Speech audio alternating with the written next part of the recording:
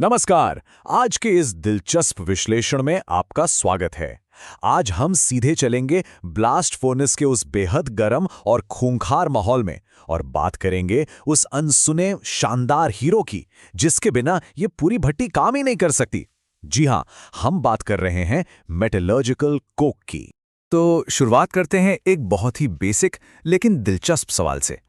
अब आप सोच रहे होंगे कि लोहे को पिघलाने वाली इस विशाल भट्टी में हम सीधे अपना आम रोजमर्रा वाला कोयला क्यों नहीं डाल देते?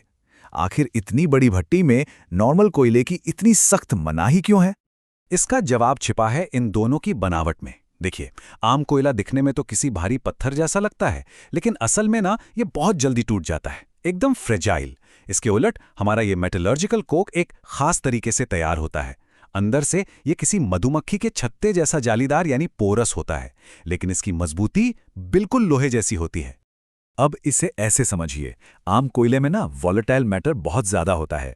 आपने पूजा में कपूर तो देखा ही होगा, जैसे कपूर बिना पिघले सीधे गैस बन के उड़ जाता है ना, बस कोयले के अंदर मौजूद ये तत्व भी बिल्कुल वैसा ही बर्ताव करते हैं। और ब्लास्ट फर्नेस जैसी बंद और भयंकर गर्म जगह में ये चीज एक बहुत बड़ी मुसीबत बन सकती है। मुसीबत कैसे? देखिए, अगर हम आम कोयला इस्तेमाल कर लें तो ये गैसें तेजी से ऊपर उठेंगी, वहां ठंडी होंगी और फिर एक चिपचिपे गोंद की तरह काम करने लगेंगी।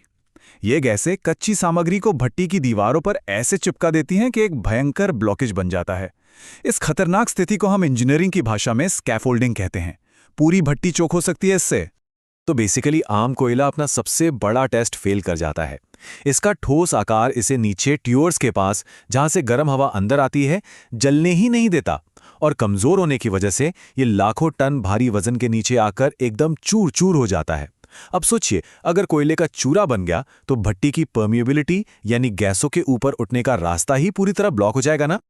इसी प्रॉब्लम को सॉल्व करने के लिए हमें एक बहुत ही खास और दुर्लभ कोयले की जरूरत पड़ती है, जिसे मेटलर्जिकल कोल या कोकिंग कोल कहते हैं। इसके नियम बहुत सख्त हैं। इसमें राख और वॉलेटाइल मैटर ना के बराबर होना चाहिए। और आपको बता दूं, ये कोयला इतना रेयर है कि भारत में इसकी भारी कमी है। किसी भी स्टील प्लांट का 20 से 30% खर्चा तो बस इसे बाहर से इंपोर्ट करने में ही निकल जाता है। पर मजे की बात देखिए, इस दुर्लभ कोयले को भी हम सीधे फर्नेस में नहीं डालते। पहले इसे कार्बोनाइजेशन प्रोसेस से गुजारकर कोक में बदला जाता है। यह सच में आग से खेलने जैसा है।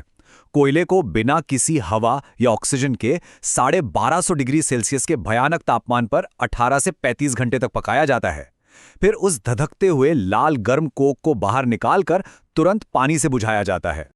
इस पूरी भट्टी वाली प्रक्रिया में एक कमाल का जादू होता है। कोयले के अंदर की सारी नमी और वोलेटाइल गैसें पूरी तरह उड़ जाती हैं और बचता है एक परफेक्ट जालीदार ढांचा। लेकिन इस गजब की मजबूती की एक कीमत चुकानी पड़ती है। अगर आप बैटरी में 35 टन कोयला डालेंगे ना, तो जलने और उड़ने के बाद आखिर में आपको सिर्फ 25 टन कोक ही मिलेगा। चलिए अब ब्लास्ट फर्नेस के अंदर चलते हैं और इस कोक की असली सुपर पावर्स देखते हैं। जब सारा कच्चा माल भट्टी के सबसे गहरे और गर्म हिस्से में पहुंचता है, जिसे बोश रीजन कहते हैं, तब तक बाकी सब कुछ पिघलकर तरल लोहा या स्लैग बन चुका होता है।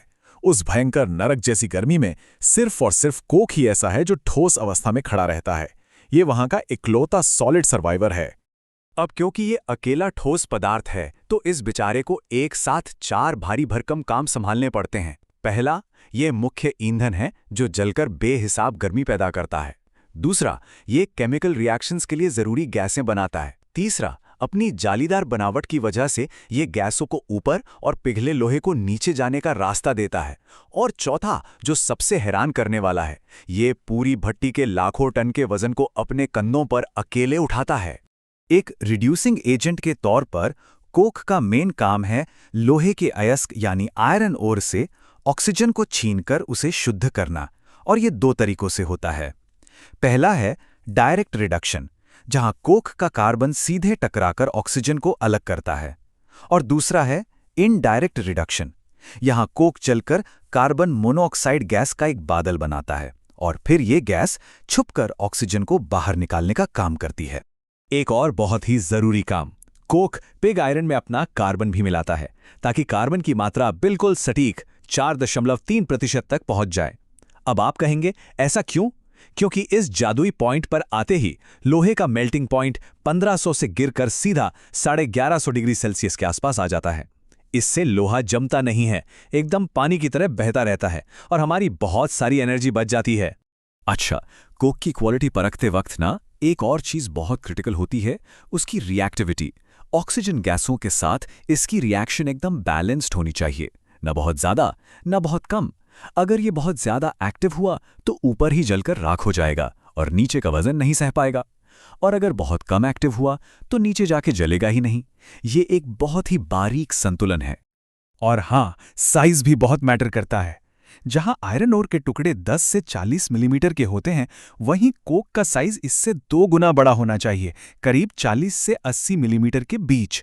ऐसा इसलिए ताकि ये नीचे पहुंचने से पहले ही पूरा ना जल जाए। और सबसे जरूरी बात, गैसों के आर पार जाने का रास्ता भट्टी के निचले हिस्से तक एकदम खुला रहे। इन सब के अलावा इस कोक में भयानक तापमान सहने की गजब की क्षमता होनी चाहिए। फर्नेस के एकदम निचले हिस्से में पूरा जलने से ठीक पहले तापमान 1500 से 1600 डिग्री सेल्सियस तक पहुंच जाता है, मतलब ज्वालामुखी के लावे से भी ज्यादा गर्म। और इस खौफनाक आग के बीच भी कोक को पिघलना नहीं होता है, वो अपनी मजबूती बिल्कुल वैसे ही बनाए रखता है। अब इतनी सारी खूबियों वाले इस महंगे कोक की बहुत भारी मात्रा में जरूरत पड़ती है। आपको जानकर हैरानी होगी कि सिर्फ 1 टन पिग आयरन बनाने के लिए 400 से 500 किलो तक कोक लग जाता है। इसे इंडस्ट्री में कोक रेट कहते हैं। और क्योंकि ये इतना महंगा है, मॉडर्न स्टील इंडस्ट्री दिन रात बस इसी कोशिश में लगी है कि किसी तरह नई टेक्नोलॉजी लाकर इस कोक रेट को थोड़ा सा कम कर सकें और हर साल करोड़ों रुपए बचा सकें। तो ये सारी बातें हमें आज के इस विश्लेषण के आखिरी और सबसे बड़े सवाल पर लाकर खड़ा करती हैं। जब हम देखते हैं कि भट्टी का वजन सहने और केमिकल रिएक्शंस को चलाने में कोक कितना ज्यादा जरूरी है, तो सवाल उठता है कि क्या आने वाले कल की ग्रीन स्टील तकनीकें कभी कोक की इन गजब की शक्तियों की जगह ले पाएंगी? क्या इस बेजोड़ सुपर हीरो को कभी रिप्लेस किया जा सकेगा? ये एक ऐसा सवाल है जो आज पूरी दुनिया के इंजीनियरों को सोचने पर मजबूर कर रहा है। खैर, आज के विश्लेषण में बस इतना ही।